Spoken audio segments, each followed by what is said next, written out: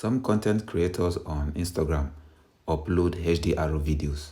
And if you're like me, you don't like the look of HDR videos or pictures, in this video I'm going to show you how to disable the display of HDR content on Instagram. This is how to do it. Open your Instagram app. Click at the bottom right corner to go to your profile. Now click on the three lines at the top right corner. Here you have to look for media quality. Click on it. And here you're going to see where it says disable display of HDR media. Just turn this on. And from now on, the display of HDR media will be disabled. You can still see those contents, but not in HDR format. So that's all for this video.